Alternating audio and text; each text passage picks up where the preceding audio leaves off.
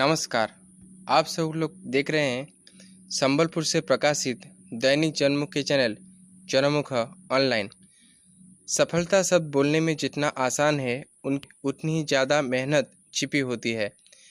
कहते हैं मंजिल उन्हीं को मिलती है जिनके सपनों में जान होती है, क्योंकि पंखों से कुछ नहीं होता, हौसलों से उड़ान होती है। आज हम ऐसे ही शख्स के बारे में बताने जा रहे हैं जिसने असफलता के आगे झुकना नहीं सीखा। 21 जनवरी 1910 को जन्मे कैरोली ऐसी शख्सियत थे जिनकी कहानी आज के युवाओं के लिए सबसे बेहतरीन मोटिवेशन के तौर पर देखी जा सकती है। बहाने बनाने वाले उन युवाओं को ऐसी महान हस्ती से सीख जरूर लेनी चाहिए। ऐसी एक शख्स हंगेरी सेना का जवान कैरोली टाकाक्स था।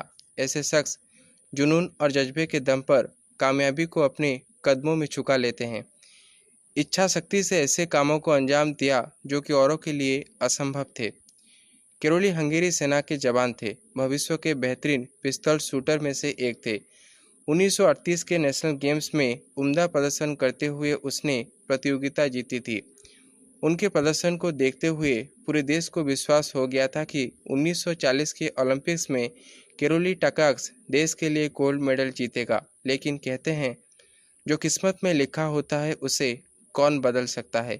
ऐसा ही कैरोली के साथ हुआ। 1938 के नेशनल गेम्स के तुरंत बाद एक दिन आर्मी कैंप में कैरोली के उसी सीधे हाथ में ग्रेनेड फट जाता है जिसे कैरोली शूटिंग के लिए बचपन से ट्रेन किया था। वो हाथ हमेशा के लिए शरीर से अलग हो जाता है।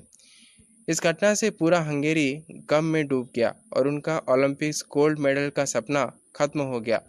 लेकिन कैरोली के लिए यह आखिरी मुकाबला नहीं था। उसने हार नहीं मानी। उसे अर्जुन की तरह अपने लक्ष्य के अलावा कुछ नज़र नहीं आ रहा था। इसलिए उसने बिना किसी को बताए अपने लेफ्ट हैंड से शूटिंग प्रैक्टिस शुरू कर दी।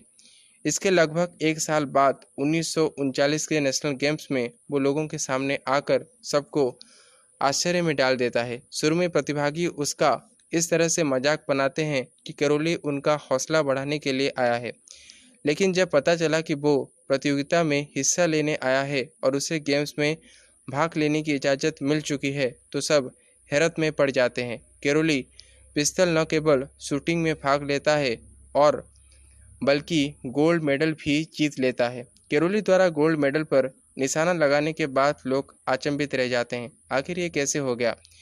जिस हाथ से वो एक साल पहले तक लिख भी नहीं सकता था उसे उसने इतना ट्रेंड कैसे कर लिया कि वो गोल्ड मेडल जीत गया। पूरे हंगेरी को फिर विश्वास हो गया कि 1940 के ओलंपिक्स में पिस्तौल शूटिंग का गोल्ड मेडल कैरोली ही जीतेगा।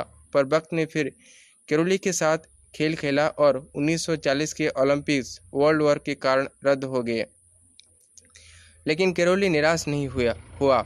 उसने अपना पूरा ध्यान 1944 के ओलंपिक्स पर लगा दिया। पर वक्त तो जैसे उसके धैर्य की परीक्षा ही ले रहा था। 1944 के ओलंपिक्स भी वर्ल्ड वॉर के कारण रद्द कर दिए गए। एक बार फिर हंगेरी वासियों का ओलंपिक गोल्ड मेडल जीतने से विश्वास डगमगाने लगा था, क्योंकि कैरोली की उम्र बढ़ती जा रही थी। परंतु कैरोली का सिर्फ एक ही लक्ष्य था, पिस्तौल शूटिंग में ओलंपिक्स गोल्ड मेडल जीतना।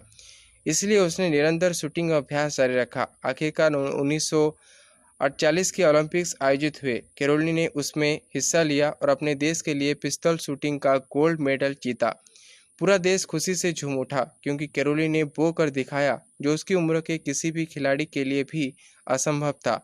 पर कैरोली यही नहीं रुके और उसने 1952 के ओलंपिक्स में भी भाग लिया और वहां भी गोल्ड मेडल जीतकर इतिहास बना दिया। कैरोली उस पिस्तौल इवेंट में लगातार 2 गोल्ड मेडल जीतने वाला पहला खिलाड़ी बना।